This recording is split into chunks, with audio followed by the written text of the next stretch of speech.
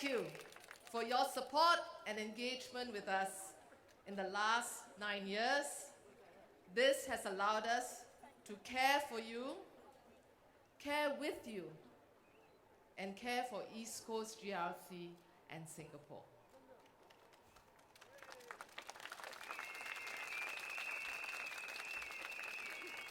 We have made a deliberate effort to reach out to as many of you, to listen, to understand your concerns and aspirations. This range from matters that impact your lives from a day-to-day basis, to your aspirations for your family and for your environment around you. We have embarked and completed many upgrading projects to enhance and provide new ways for you to enjoy your home and neighborhood. 91% of eligible old blocks have undergone home improvement projects, from replacing old and leaking pipes to having toilets upgraded in your flat. Through the lift upgrading project, 97% of all blocks have or are undergoing upgrading with lifts to be installed to stop at every floor for the convenience of our residents, especially families, senior citizens, and those that are physically challenged. With your feedback, the Neighborhood Renewal Program allowed for the upgrading of common spaces in our community to provide facilities such as playgrounds, intergenerational parks, cycling paths, and jogging tracks. In our private estates, Lucky Heights and Limau are undergoing estate upgrading. Seabreeze Garden and Toh are in the planning stages, and Eastview Garden has completed estate upgrading in 2012. With the growing number of condominiums around Flora Estate, new bus services, number 4 and 767, have been introduced to cater to the needs of residents living there. Bus number 20 was also introduced to enhance the connectivity for Simei residents, traveling to key transport nodes at Tampines and between Tampines and Changi Business Park. And this was the result of your feedback, your working with us, to work with our agencies to be able to provide you these facilities.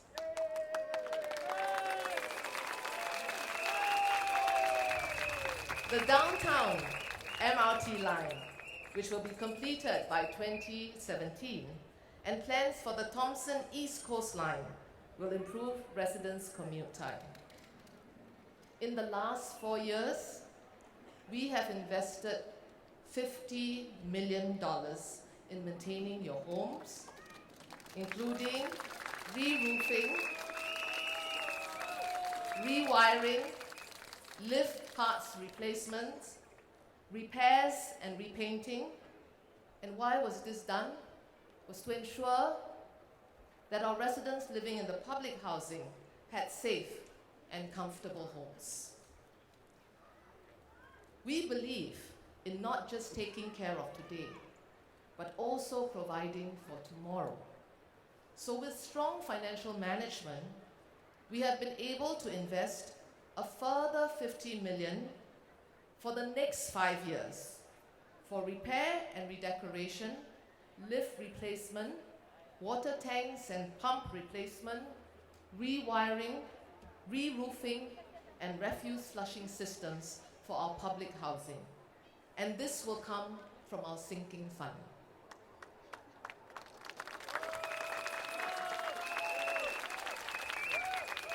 A home is also where you are assured that your loved ones are safe and well cared for. Today, 72 childcare centres and 38 kindergartens are in East Coast GRC, providing parents the peace of mind that their children are taken care of as they are at work.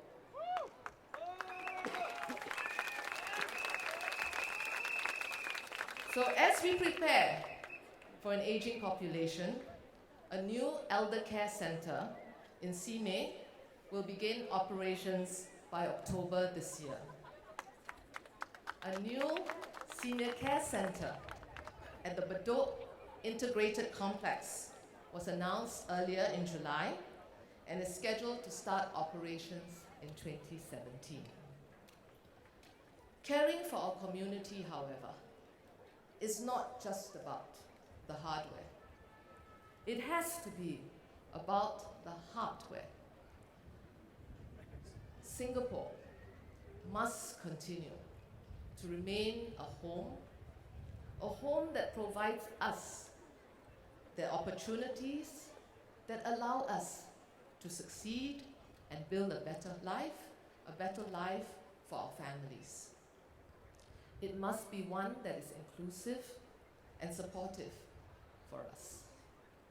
Even when we face challenges at different points in our lives, we could have been diagnosed with a major illness, perhaps even lost our job. We could be a student who needs a second chance in our education system, or a mid-career professional that needs to reskill. We need to ensure that we have the support in place to help and to ensure that we keep the door to success always open for each and every one of us. 2 days ago, I received a very, very pleasant surprise. I had an email sent to me from Jean, and this is not her real name. Jean had come to see me 2 years ago, as she wanted to get a course for her choice in Polytechnic. But she faced multiple rejections because she had decided to leave a place in Polytechnic that she had because she took a course that she was not good in. She realized it, and she had a bad transcript because of that. But she decided that she would leave and try to go for a course that would make sense for her. Unfortunately, as I said, she faced many rejections. So she came to me, and after understanding what she wanted, I worked with the polytechnics to look at how best to support Jean in her aspirations. And Jean too didn't want to go for private education because she thought it would be a burden to her parents. So because she worked with us, and the Polytechnic and ourselves were able to find her a place doing a diploma course of her choice. But that's not the end of the story. That's not the end of the story. Let me tell you the good part. What's more important? And this really warms my heart. So I must tell you, when I read that email, Jean, and that's not her name, but if she's hearing me, I would say I was crying, because she shared with me. She said this was a hard-earned opportunity, and therefore she worked really hard. Now, 2 years later, she shared with me in her own words, and I will quote this. She said, "I am glad to say, and I'm doing really well. I have a GPA of 4.0. I think those of you in Poly know what 4.0 means, right? And guess what? She is now in the top 10% of her cohort. The Polytechnic even granted me a scholarship and a position on the Director's Honours Roll.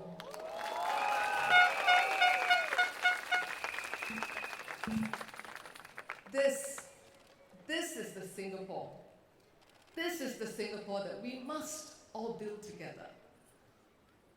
So whether we're talking about our education system, job opportunities, the quality of public services, affordable housing and home ownership, healthcare, or strengthening of our social networks, what is important is how these policies are able to empathize with the needs of Singaporeans and allow you to improve your lives. We must have this people first, Singaporean first approach so that we can focus on good policies. We must have the courage to listen to the ground, to hear our people, to engage in the right conversations. And when policies do not land as they are intended to, your voices matter. And we need to hear it. We need to hear it from you and then refine the policies. You've got to work with us to refine those policies. And this is why in East Coast GRC, when Mr. Lim Swee said, we do things different, is because we have invested, because we believe in deep engagement with you. That's why we've invested in the long hours of dialogues, chit-chat, street parties, block parties, and little group conversations. You have also been very forthcoming and proactive with providing your feedback. So, for example, when East Point Mall was upgraded, the bank moved out. So you told me through the various house visits I did and when I bumped into you, and even in the last few days, how it impacted your everyday inconvenience or convenience.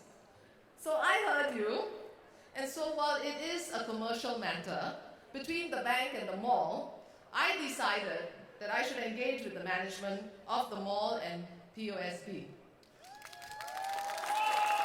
to find a win-win solution.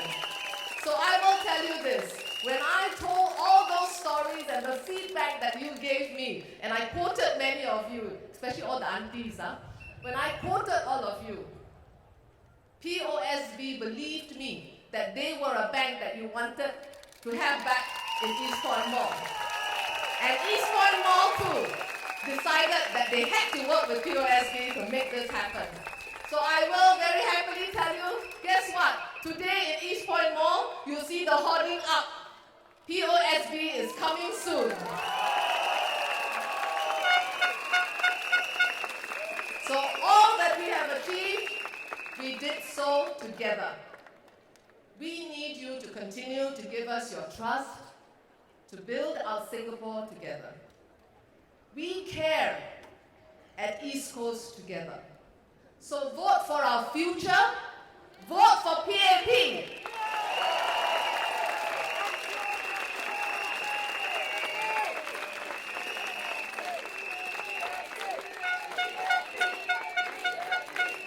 亲爱的选民们，晚上好。我和我的团队，谢谢大家，让我们为你们服务。这几年来，我们有机会了解你们的需求，为你们争取福利。我们一起经历了不少，克服了不少，也成长了许多。因此，我们建立了深厚的合作关系。新加坡有今天的成就，是建国一代给了我们一个稳定的基础。谢谢建国一代。接下来，我们要继续努力，打造一个让我们能骄傲的新加坡。我们要的新加坡是个更加包容和充满机会的社会。我们必须克服，对不起，我们必须确保新加坡还有无限的潜力。无论你在人生的哪一个阶段，面对什么挑战，都有发挥所长的机会，追求你的理想。为了创造一个属于大家的未来，请大家继续相信和支持人民行动党。